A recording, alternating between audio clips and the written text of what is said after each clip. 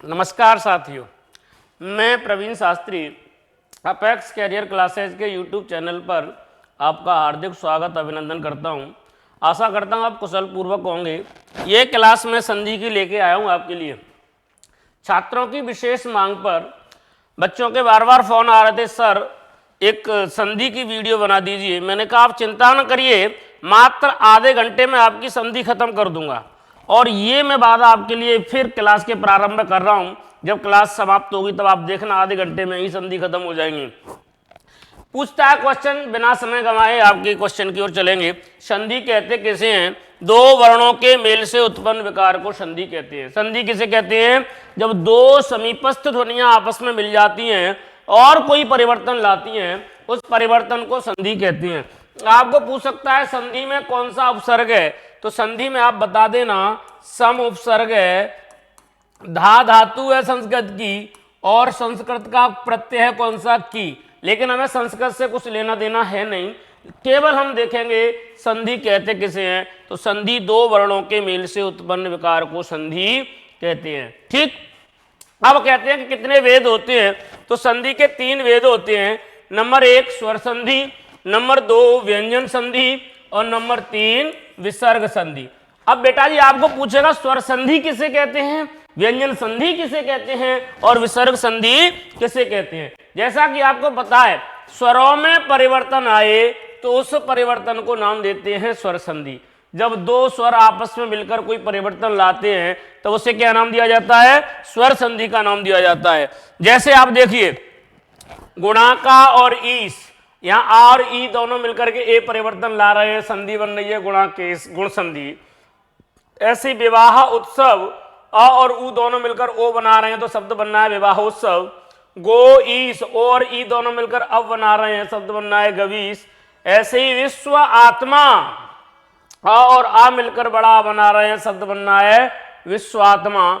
ऐसी प्रति अर्पण, ई और अ मिलकर के यह बना रहे हैं और शब्द बनना है प्रत्यर्पण। यानी जितने भी शब्द होंगे स्वर संधि के, उन दोनों तरफ स्वरों का होना अनिवार्य है। आगे बताऊंगा कि स्वर संधि के कितने भेद होते हैं और क्यों होते हैं। चलिए दूसरा है व्यंजन संधि। व्यंजनों में परिवर्तन, जब दो वर्ण मिलकर, स्वर या व्यंजन मिलकर आपस में कोई परिवर्तन लाते हैं तब तो उसे व्यंजन संधि कहा जा सकता है।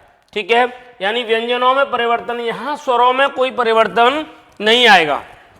जैसे ये उदाहरण मैंने दिया है जगत और ईश, यहां ई में कोई परिवर्तन नहीं आया, परिवर्तन आया तो तम आया, तदा में बदला, पूरा पद बना जगदीश। ऐसी उत्श्वास, त और स मिलकर के छ बना दिया, पूरा पद बन गया उच्छ्वास।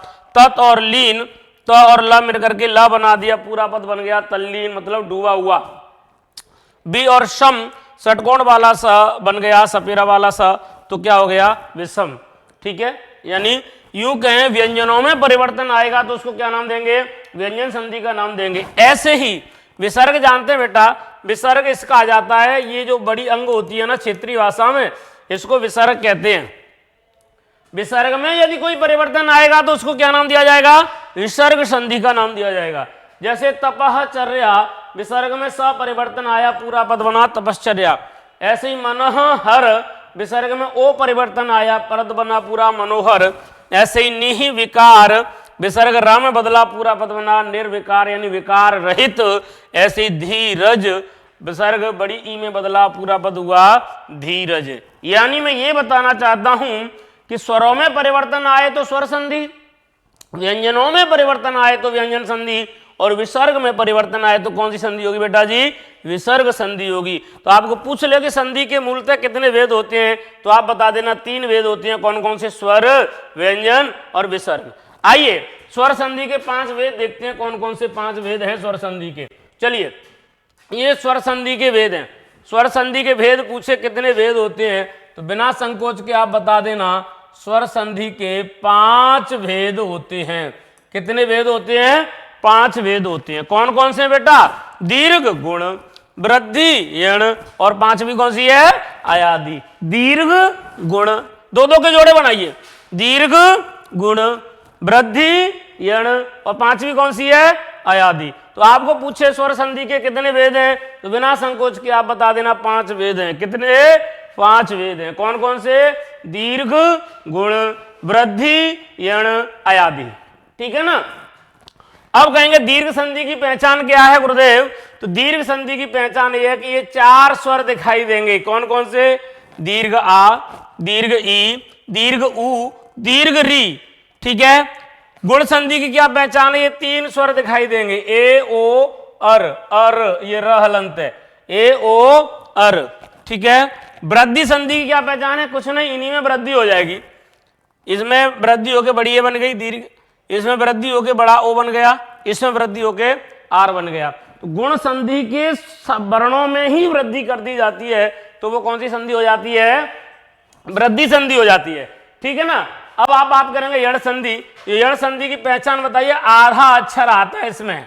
कैसा अक्षर आता है? आधा व्यंजन आता है। काय के साथ आता है? य के साथ आ सकता है, व के साथ, र के साथ या ल के साथ आ सकता है। आधा अक्षर य व र ल के साथ आता है। कौन सी संधि होती है? यण संधि। और ये कौन सी बेटा? अयादि संधि। अयादि संधि में अय, आय, अव, आव ये वर्ण दिखाई देते हैं। कौन सी संधि में? अयादि संधि में। अब मैं आपको बताऊंगा इनके विच्छेद कैसे करेंगे, इनका परिवर्तन कैसे होगा।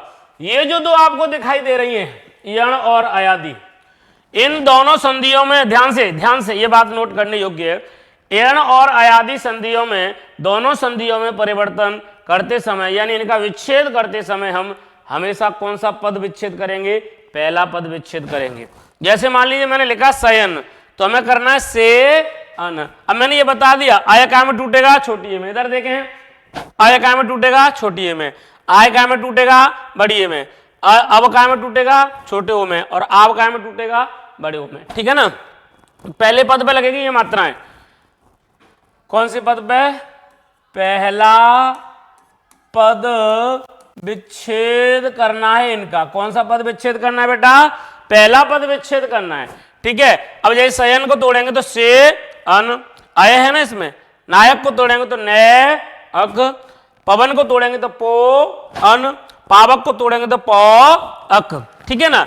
ऐसे यण संधि में पहला पद तोड़ेंगे, य को काय में तोड़ेंगे? ई में, व को काय में तोड़ेंगे? उ में, र को काय में तोड़ेंगे? री में, और ल को काय में तोड़ेंगे? लिरी में। कौन सा पद तोड़ेंगे? पहला पद, दोनों का पहला पद। यह है तो ई में टूट जाएगा, तो क्या बन जाएगा? अति अल्प। यह है तो फिर ई में टूटेगा तो नी ऊन। दूसरा पद जो का तो लिखेंगे, कोई परिवर्तन नहीं करेंगे इसमें। स्वल्प, सु अल्प, वह है तो ऊ में टूट गया। ऐसी पितृ अनुमति तो र है इसमें, तो पितृ र, पितृ अनुमति। ठीक है ना। तो इस तरह से इसका विच्छेद कर लेंगे। अब बात करेंगे वृद्धि और गुण का विच्छेद कैसे करेंगे। तो देखो मैंने बताया वृद्धि संधि में बड़ी ए, बड़ा ओ और आर आता है। बड़ी ए को काय में तोड़ देंगे? छोटी ए में। ए में तोड़ देंगे, बड़े को ओ में, और आर को काय में तोड़ेंगे बेटा? आर को री में तोड़ेंगे। काय में तोड़ेंगे बेटा? री में तोड़ेंगे। और इन तीनों का विच्छेद करने के लिए हम कौन सा पद तोड़ेंगे बेटा? दूसरा पद तोड़ेंगे। कौन सा पद? दूसरा पद विच्छेद करेंगे। पहला मत करना, पहला जैसे है जो है तो लिख देना। अब मैंने कहा वसुदेव, तो ए में तोड़ दिया दूसरा पद, एव क्या बचा? वसुधा। ऐसी वनौषध, ओ में तोड़ दिया औषध, इधर क्या बचा? वन। ऐसी इसको री में तोड़ दिया तो रेत, इधर बचा क्या? सुख। ऐसी गुण संधि में काय में तोड़ेंगे बेटा? ई, ए को काय में तोड़ देंगे? ई में, ओ को काय में तोड़ देंगे? ऊ में, और अर को काय में तोड़ देंगे? री में। ए को काय में तोड़ेंगे? ई में। छोटी बड़ी हो सकती है लेकिन टूटेगा ई में ही। ओ काय में टूटेगा? ऊ में। ये भी छोटा बड़ा ऊ हो सकता है लेकिन टूटेगा ऊ में ही। और अर काय में टूटेगा? री में। ठीक है। अब जैसे मैंने लिखा नरेंद्र, तो दूसरा पद तोड़ो, इंद्र। पहला क्या बचा? नर। इंद्र, उप, उदक, गंगा, उपकार, पर, ऋतु, इधर वर्षा आएगा, वर्षा, वर्षा और ऋतु। ऐसी ऋषि और देव। ऐसी इसमें बेटा देखिए दूसरा पद तोड़ लेंगे तो आत्मा, इधर क्या बचेगा? महा, ईश, कपि, उक्ति, सु, ऋकार, होत्र। अब मैं ये बताऊंगा आपको कि जहां भी सलजम वाला सा आएगा, उस सलजम वाले सा से पहले चाहे आपकी गुण संधि हो, चाहे स्वर संधि हो, चाहे व्यंजन संधि हो, चाहे विसर्ग संधि हो, सलजम वाले स से पहले जो स्वर आएगा वो कौन सा आता है बेटा?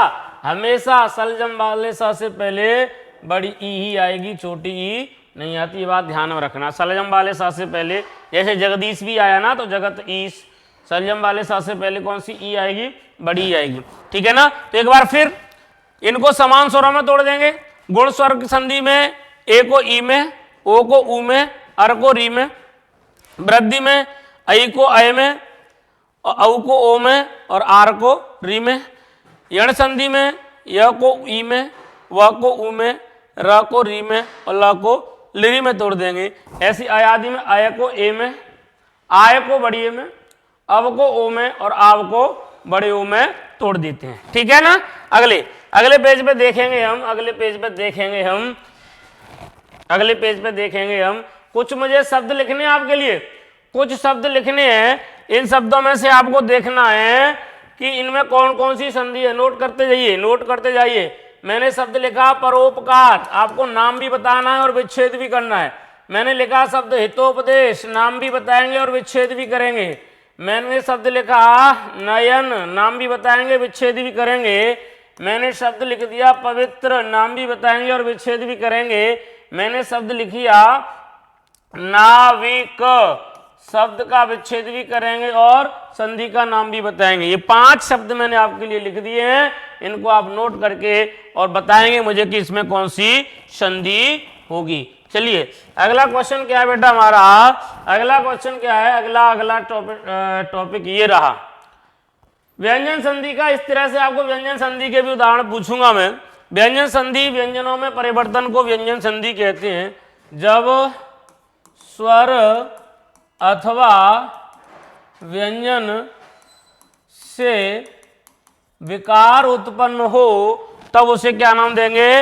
व्यंजन संधि का नाम देंगे। ठीक है? व्यंजन संधि में केवल व्यंजन से विकार नहीं आता, स्वर से भी आता है। तो स्वर अथवा व्यंजन से कोई परिवर्तन आए तो उसको क्या नाम देंगे? व्यंजन संधि का नाम देंगे। व्यंजन संधि में कुछ मैंने पहचान लिखी है, ये सफेद अक्षरों में देखिए मैंने लिखाया है कि द्वित्व व्यंजन हो, च हो, ड हो, ज हो, ट हो, न हो, ल हो। ये 6 व्यंजन द्वित्व आते। द्वित्व माने 2 हो, डबल हो, एक आधा और एक पूरा। तो वहां कौन सी संधि हो जाती है बेटा?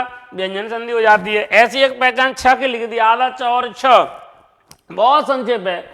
ऐसी एक पहचान ध की लिख दी, आधा द और ध। ऐसी ण, ऐसी अनुस्वार, ऐसी षटकोण वाला स, मूर्धन्य स बोलते हैं। और ये मैंने लिख दिया है तीसरा अक्षर ग, ज, ट, द, व। ये तीसरा अक्षर है वर्गों का। और ये जो विच्छेद हुआ है वो कौन सा अक्षर है बेटा? पहला अक्षर है। तो यानी तीसरा अक्षर क्या में टूट जाता है बेटा? पहले अक्षर में टूट जाता है। ये विच्छेद है। ये जितने अक्षर हैं च, ड़, ज, ट, न, ल, ये पूरे के पूरे क्या में विच्छेद होंगे? त में।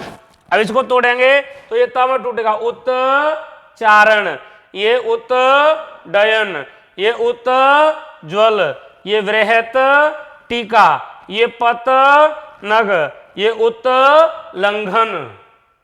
ध्यान से सुनिए इन चीजों को, सुनना है आपको। उत्चारण ये आपको करने हैं कॉपी में। उत्डयन, उत्ज्वल, बृहत टीका, पत नग, पन्नग सांप को कहा जाता है, उत्लंघन। ऐसे ये क्या में टूटेगा? त और श में टूटेगा। छ आएगा तो क्या में टूटेगा? त और श में टूटेगा। जैसे लिखा है उच्छिष्ट, व्यंजन संधि है, कोई डाउट नहीं। टूटेगा कैसे? उत्शिष्ट, ये सत शास्त्र, ये तत शिव, ये उत श्वास, ये सरत ससी। ये क्या में टूटेगा? सरत ससी, सरत ससी, सरत शशि, यानी सर्दियों का चंद्रमा, शरत शशि। ऐसे ही आपको ये देता है, देखिए ये ध दिखाई दे तो तर हमें टूटेगा। पत हति, उत हव, उत हार, तत हित, उत हरण। ऐसी ण दिखाई देता है तो क्या में टूटेगा? न में। ये न बस। प्रमाण, परिणाम, रि न, भूस अन, कृष न, त्रिस न। ठीक है? ये क्या में टूट जाएगा? न में टूट जाएगा। अनुस्वार क्या में टूटेगा बेटा? म में टूट जाता है। ये संगम तो क्या टूट जाएगा? समगम। ऐसे देता है संरक्षण तो क्या हो जाएगा? समरक्षण। ऐसे देता है संविधान तो समविधान। ऐसे शंकर शम कर। ऐसे किंकर किम कर। ऐसे संसार समसार। ऐसे संगम समगम।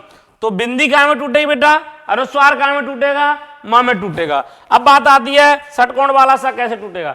षटकोण वाले सा को तोड़ने के लिए, विच्छेद करने के लिए हम सपेरा वाला सा बना देते हैं। तो जैसे सुसुप्त का विच्छेद करना है तो कुछ नहीं करूंगा मैं, सु और सुप्त सपेरा वाला सा बना दूंगा। ऐसी इसको सुषुम्ना, ऐसी बी सम, ऐसी वी शाद, ऐसी नी सिद्ध, ऐसी नी शेध। सपेरा वाला सा बन जाएगा, यानी मूर्धन्य सा जो दंत्य स है वो मूर्धन्य स में बदल जाएगा। ठीक है, ऐसे देखिए ये वाला क्या है, ये तीसरा अक्षर है और तीसरा अक्षर क्या में टूट जाएगा बेटा? पहले अक्षर में टूट जाएगा।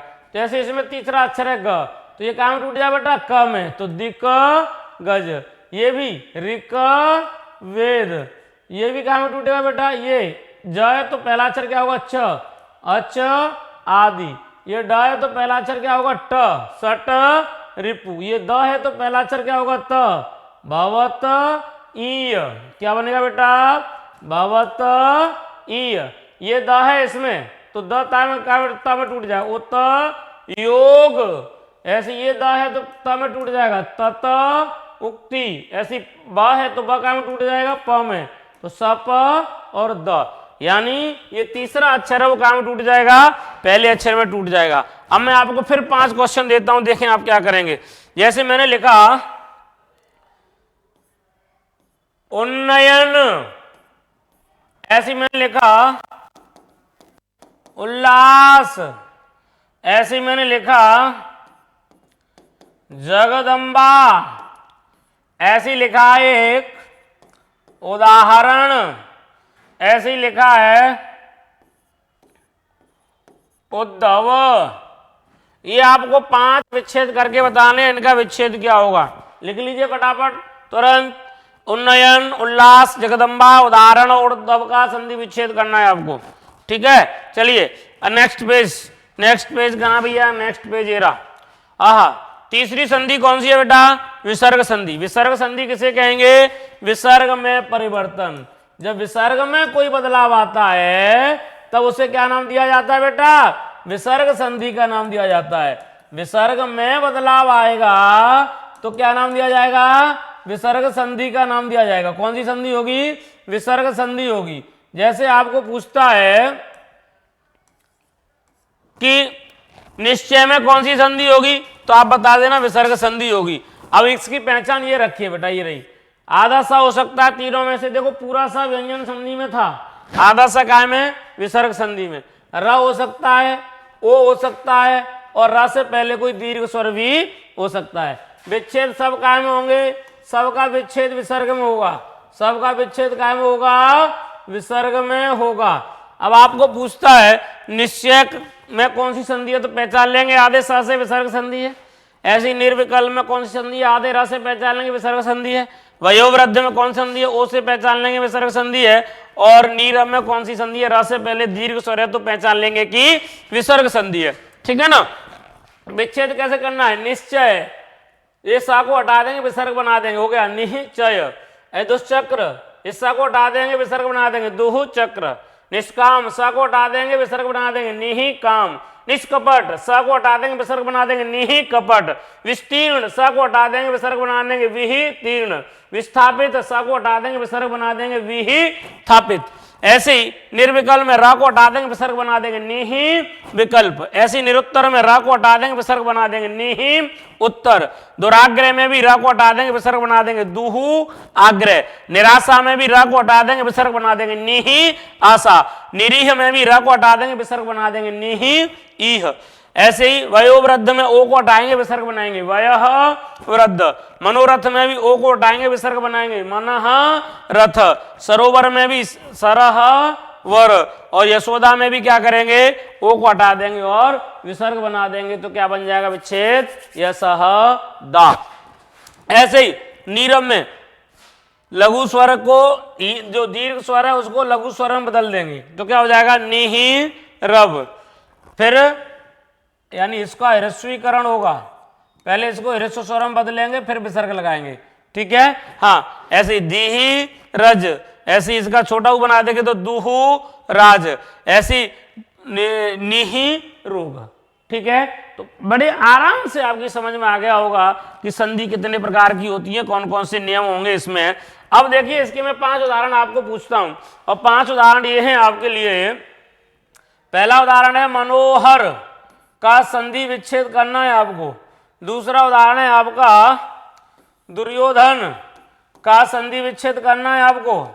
तीसरा उदाहरण है आपका तपश्चर्या संधि विच्छेद करना है। चौथा उदाहरण है आपका नमस्ते संधि विच्छेद करना है। और पांचवा उदाहरण है आपका विस्तार का संधि विच्छेद करना है। आप इनके संधि विच्छेद कर दीजिए, ठीक है। और आपको कैसी लगी क्लास ये हमारी संधि की क्लास? ऐसी क्लास के लिए आप हमें बिल्कुल निःशुल्क एक नंबर है 945829, मैं लिख ही देता हूँ 94582972,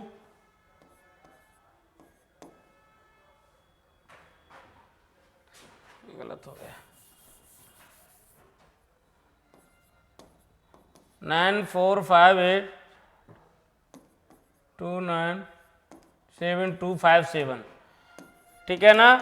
ऐसी वीडियो के लिए जैसे समास की वीडियो बनानी है, अलंकार की वीडियो बनानी है, संज्ञा सर्वनाम विशेषण की वीडियो बनानी है, तो जिसकी वीडियो आपको चाहिए इस नंबर पर मैसेज कर देना, वही वीडियो आपको मिल जाएगी मात्र आधे घंटे में। जो चैप्टर कहेंगे वो चैप्टर आपका आधे घंटे में फिनिश हो जाएगा, और ऐसे नहीं अच्छे तरीके से फिनिश हो जाएगा। आप इस क्लास को लीजिए, उस क्लास के बाद आप किसी भी बुक के क्वेश्चन लगाइए, तो आप देखेंगे 99% क्वेश्चन आपके केवल इस आधे घंटे की क्लास से लग जाएंगे। यदि ना लगे तो मुझे कमेंट बॉक्स में लिख के भेजें कि क्वेश्चन नहीं लग रहे, ठीक है। थैंक यू, धन्यवाद, वेरी गुड।